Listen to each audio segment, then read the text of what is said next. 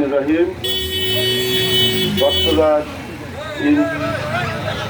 Auto rickshaw কর্তৃক আয়োজিত আজকের সিএনজি রেজিস্ট্রেশন করে দেওয়া এবং হয়তো হয়রানি বন্ধের প্রতিবাদে মাননীয় জেলা প্রশাসক বরাবর মহোদয় স্মারকলিপি প্রদান পূর্ব সমাবেশ ও মানববন্ধনের সম্মানিত সভাপতি, সম্মানিত নেতৃবৃন্দ, আমার প্রিয় শ্রমিক ভাইয়েরা, আসসালামু আলাইকুম রহমতুল্লাহি ওয়া বারাকাতুহু। ওয়া আলাইকুম আসসালাম ওয়া রাহমাতুল্লাহি ওয়া বারাকাতুহু। আমরা গভীর উদ্বেগের সাথে লক্ষ্য করছি, যেখানে সরকার বারবার ব্যর্থ হয়েছে আমার দেশের বেকারদের কর্মসংস্থান সৃষ্টি করতে, যেখানে সরকার বারবার ব্যর্থ হয়েছে আমার দেশের লক্ষ কোটি তরুণের জন্য কর্মসংস্থান সৃষ্টি করতে, আর সেই সময়ে যখন এই দেশের মানুষ ক্ষুধা নিবারণের জন্য এই দেশের তরুণরা, বেকার যুবকরা তাদের পরিবারের ভরণ পোষণের জন্য নিজেরাই কর্মসংস্থান সৃষ্টি করে বিভিন্ন সিএনজি চালায়, অটো রিক্সা সহ বিভিন্ন বৈধ কর্মকাণ্ডে তারা নিজেদেরকে নিয়োজিত করে বদর কেটে পরিশ্রম করে তাদের নিজেদের জীবিকা নির্বাহ এবং পরিবারের ভরণ পোষণের দায়িত্ব নিজেদের কাঁধে নিয়েছে।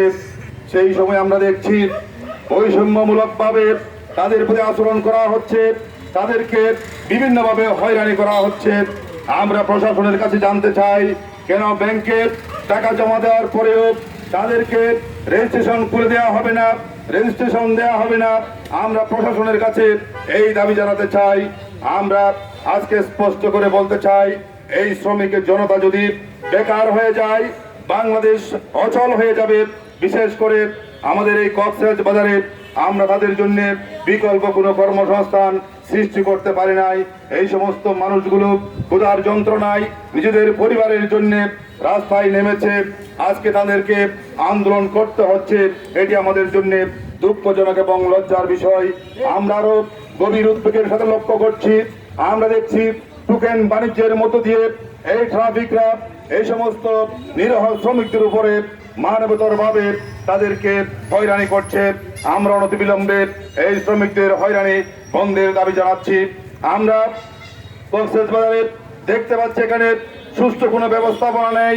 এখানে ওই সমস্ত গাড়িগুলো রাখার জন্য প্রশাসনের পক্ষ থেকে কোনো ব্যবস্থা করা হয় নাই। আর তারা যখন একটু গাড়ি পার্কিং করে সুযোগ বুঝে তাদের উপরে বিভিন্নভাবে মামলা দিয়ে তাদেরকে হয়রানি করা হয়।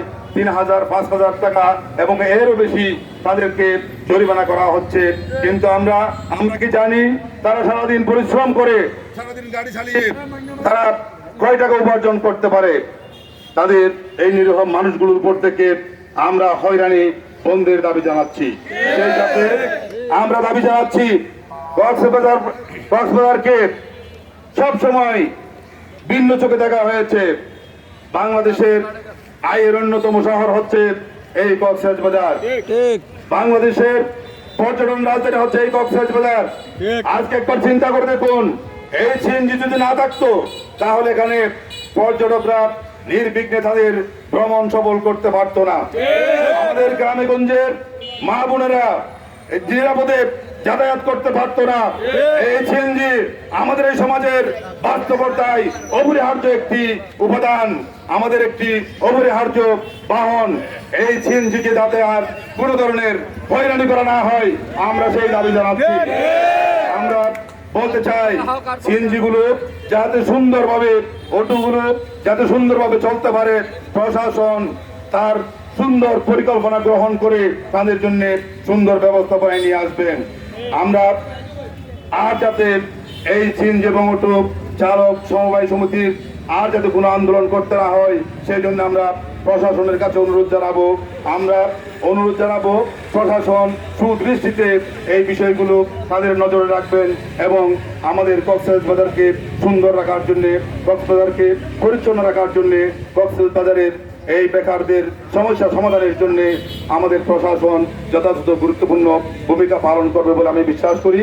আমরা আজকে এই সমবায় সমিতির নেতৃবৃন্দ সহ সম্মানিত শ্রমিক ভাইদেরকে আশ্বস্ত করতে চাই, আপনারা এখন আপনাদের সাথে আমরা কক্সবাজারের আপামর জনগণ রয়েছি।